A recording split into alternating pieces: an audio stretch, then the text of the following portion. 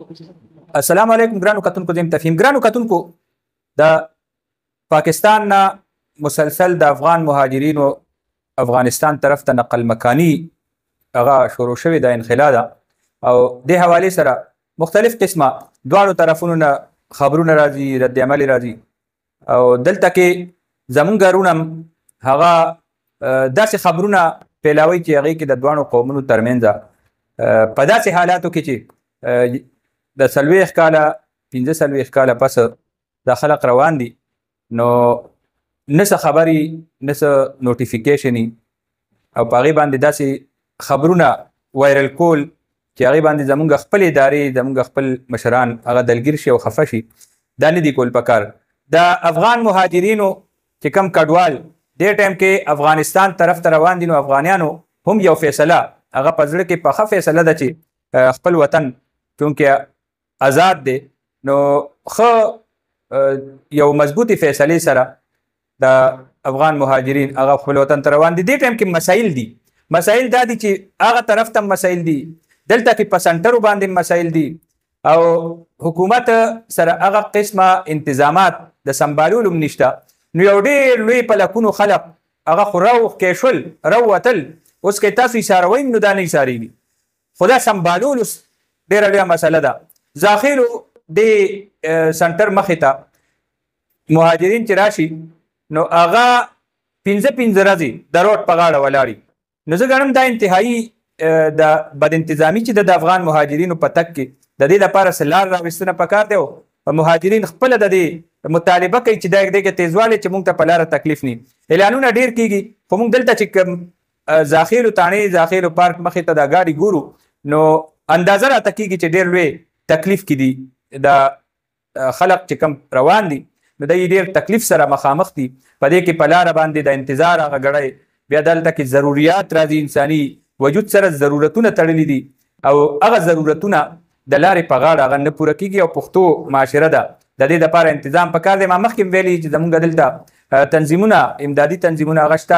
حالانکه دې ټایم کې د سیلاب بحران دی سیلاب دی خو دې سره سره هر تنظیم سره یو خپل سیټ اپی نو دې باندې هم توجه پکار ده چې کم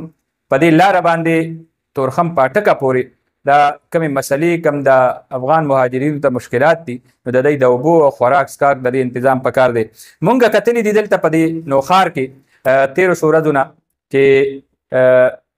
مختلف قسمه زمونږه میډیا حلقې چې دینو هغه خبرونه بغیر تحقیق بغیر انویسټیګیشن بغیر ته د افسرانو د وینانه د ځان نه خبرونه وچلی او هغې سره بیا زړه بداوی پیدا کیږي په داسې حالاتو کې چې موږ ته کوم اطلاعات دي نو هغه دا دي چې دواړو حکومتونو یو فیصله ده خو د موږ زما د خپلې اندازې مطابق دې ټایم کې د ټولو نه غټ ضرورت د افغان حکومت دی او هغه دا فیصله ده چې موږ ته دا مهاجرین راشي د مهاجر لفظ دا یاد وساتئ په دنیا کې چې د افغان مهاجر لفظ تر کومې پورې ژوندی وي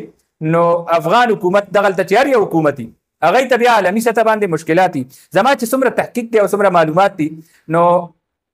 بره چې کوم افغان حکومت دی نو هغه د مطالبه ده او هغه د غواړي چې زمونږ څومره افغان مهاجرین بیرونی دنیا کې پراته دي نو د دې راتګ دا د ملک او قوم په فایده کې دی د هغې وجه دا ده چې تر کومې پورې مهاجر لفظ دی ختم شوی او مهاجرینو بار موجودګي وي نو حکومت د تسلیمېدو کې او حکومت د عالمي سطح باندې ډېر غټ مشکلات دي دغه وجه ده چې زما معلوماتو تر مخه دلته چې کوم د نړۍ هیوادونه دي ایران افغانستان او پاکستان یو خو هغه سي فریقي کمیشن وکنه چې هغه UNHCR او افغان حکومت او پاکستان نو د هغې فیصلې اوس هغه تللی دي هغه که افغانستان حواله سره دالته ځي دا فیصلې کوي بېله خبره ده خو دلته اوس فریقي کمیشن بیل جوړ دی لکه ایران افغانستان پاکستان نو د دې مشوره دا ده او د دې خپلو کې باقاعده یو اعتمادي فضا دا جوړه ده چې دا څومره په بیروني دنیا کې مهاجرین دي بیا که راځي او بیا ولې سیټ اپ جوړوي هغه بیا خبره ده خو فی الحال چې کومې تیزۍ سره دی دا ښودنه کوي نو د هغې مطلب دا دی چې دا د افغان حکومت ضرورت دی که داسې نه وی نو برنه په دې باندې ډېر سخت رد عمل هم راتلو په هر حال ډېر لوی وخت تیر کړی دی زمونږ د افغان ورونو افغان مهاجرینو دلته رشتې دي، دلته وروروليانې دي او دلته دا چې کوم تعلق دی نو دا نه ختمېدونکی دی. دې ټایم کې یو مسله ده، هغه مسله دا ده چې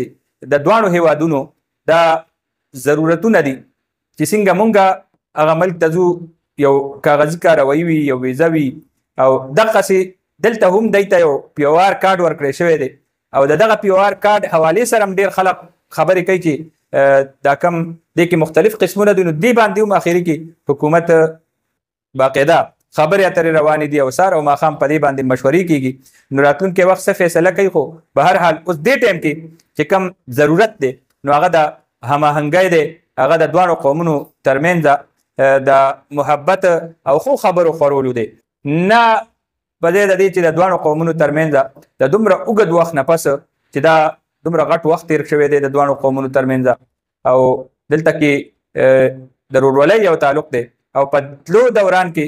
څه عناصر هغه په داسې قسمه خبرونه خورئ، داسې خبرې خورئ چې هیڅ هم نه کېږي، نه دې سره تیزوالی راځي، نه دې سره د دې کې رکاوټ راځي، خو دې کې کمزورتیا راځي، دې کې زړه بداوی راځي او دې نه دا اندازه کېږي چې د دواړو قومونو ترمنځ د نفرت پیدا کېدو هغه خطرات دي. نو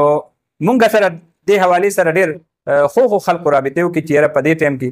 داسې حالاتو کې مونږ چاته هم د فورس استعمال نه دی شوی، یو اطلاع ده او مقامي سطح باندې که څه شوي دي، څه انفارمیشن ورکړی شوی دی، خو دومره په سخته او په بېعزتۍ په خیبر پښتونخوا کې داسې څه دغه نه ښکاري چې کم خبرونه خورېږي. مونږ وختي واورېدل چې فورس به جوړېږي او د دې دپاره د هغې چې کم حکومتونو ضرورت دی هغې یو پیغام ورکړو، د هغې نه پس دا ټوله دنیا کې دي چې حکومت فیصله وکړي نو هغې ته بیا هېڅوک هم نه ودرېږي، خو دې کې اضافي چې کومې خبرې راځي نو هغه زړه بداوی